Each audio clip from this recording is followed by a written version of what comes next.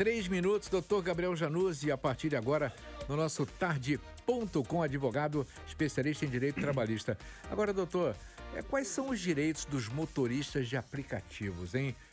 Você que é motorista de aplicativo, está ouvindo o programa, sabe que tem os seus direitos, né? Mas tem direito a algum benefício como trabalhador?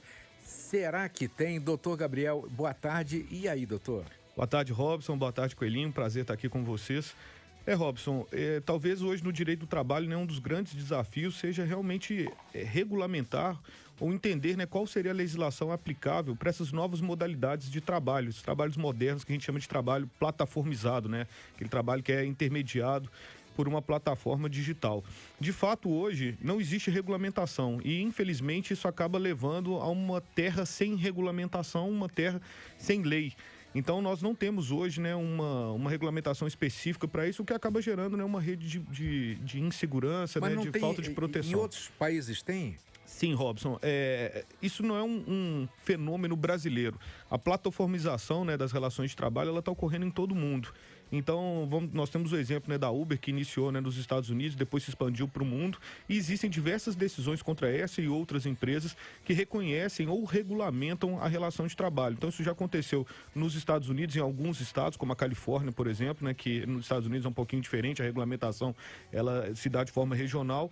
Em outros países, principalmente na Europa, eu posso citar aqui o Reino Unido, a própria Espanha e a própria Itália, também tem decisões já reconhecendo que essa relação de trabalho é uma relação empregatícia e concedendo aos trabalhadores, né, dessas empresas de plataformas digitais os mesmos direitos, né, dos trabalhadores urbanos. Não, interessante é o seguinte, o Uber tem alguns aplicativos, mas a Uber, pelo que eu sei, né, conversando com motorista de aplicativo, é a que cobra um percentual maior, né, dos motoristas. Quer dizer, ela suga, mas não dá nada em troca nesse sentido, né? Em regra, né, a Uber cobra 25% e para alguns... em alguns casos até mais. Até mais. Para quem faz aquela modalidade, por exemplo, do Uber Pool, né, que você pega diversas pessoas que vão para lugares diferentes, essa taxa varia de 20% a 30%.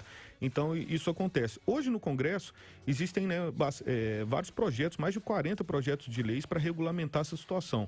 Ora, que vão proteger o trabalhador, ora projetos de leis que implantam exatamente a ausência completa de proteção trabalhista para esses casos, né, garantindo autonomia e, por outro lado, transferindo, né, o ônus, né, todo o risco dessa atividade para o próprio motorista.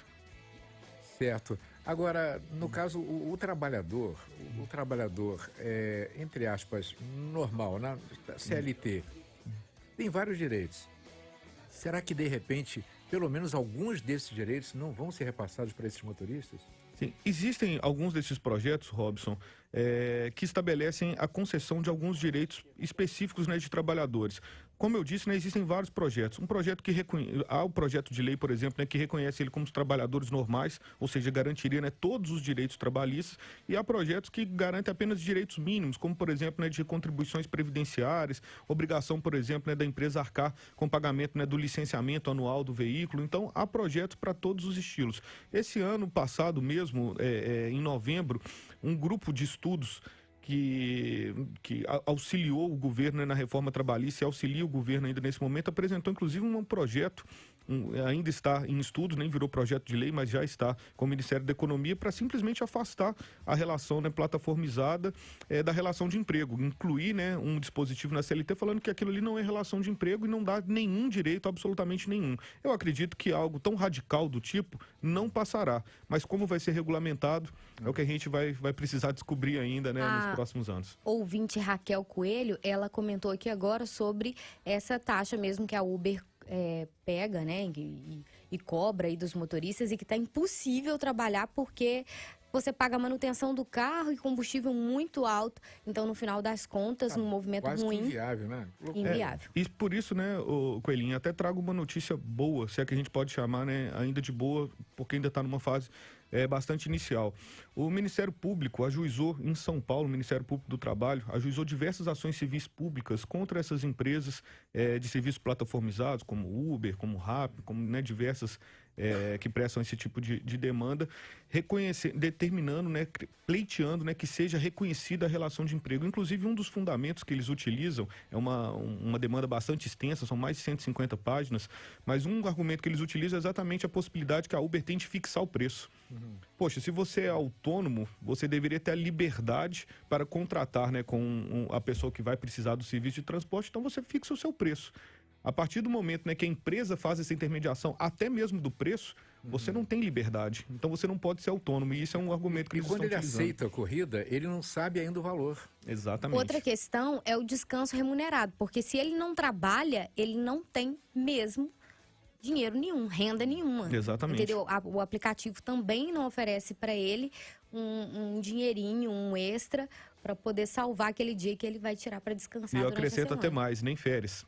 Nem férias, Porque exatamente. se você deixa de trabalhar, você também não recebe as férias. Todo trabalhador, né, tem direito a 30 dias de férias, mas como eles não estão protegidos pela legislação trabalhista, se parar de trabalhar... Aqui, agora tem um concorrente, tem o 99, né? Que é um dos concorrentes da Uber. Tinha o Cabify, eu acho que não tem mais. Tem Cabify, ainda? InDrive. O InDrive é isso um que eu ia outro falar. aplicativo que agora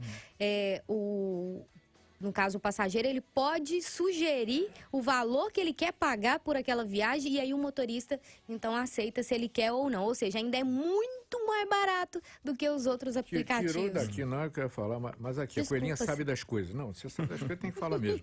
Mas olha só, esse InDrive aí, eu acho que vai incomodar, porque o percentual que é descontado é bem menor. E aí, o que acontece? Os motoristas estão mais indo para esse lado aí. Daqui a pouquinho a Uber vai ter que mexer os seus pauzinhos, né, para poder facilitar mais para o motorista. Do ponto de vista técnico, jurídico, Robson, isso pode fazer uma diferença. Porque a plataforma que ela apenas faz a intermediação entre o consumidor e o prestador do serviço, isso não configura uma relação de emprego, porque quem está ali fixando as condições, né, em que vão ser prestados serviços são diretos o consumidor e o prestador. Não é o caso da Uber. A Uber não faz apenas essa intermediação, ela fixa o preço, ela estabelece quais são as regras, inclusive as regras para o motorista receber o passageiro, o que ele pode conversar com o motorista, como ele deve receber, como o veículo deve estar. Não é uma mera intermediação. Por exemplo, você tem uma empresa de transporte, né? Aí o que acontece? Você tem lá o motorista do caminhão, da carreta, e a empresa determina isso tudo para ele, o preço, inclusive, mas ele é empregado da empresa. Exato. Aí ele segue as regras, né? Ele, a partir do momento que ele é empregado, ele tem que seguir as determinações.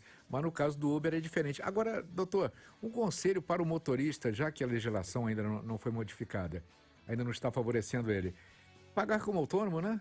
O INSS, pelo menos? Nesse momento, sim, porque se vier a necessitar, né, por conta de eventualmente uma doença ou algo do tipo, ele precisa estar protegido. Então, nesse momento, a minha recomendação, né, agir com prudência, recolher, né, a condição, né, de contribuinte individual do INSS. Aquele carnê, né? É aquele carnê. Hoje, na verdade, ainda é no carnê?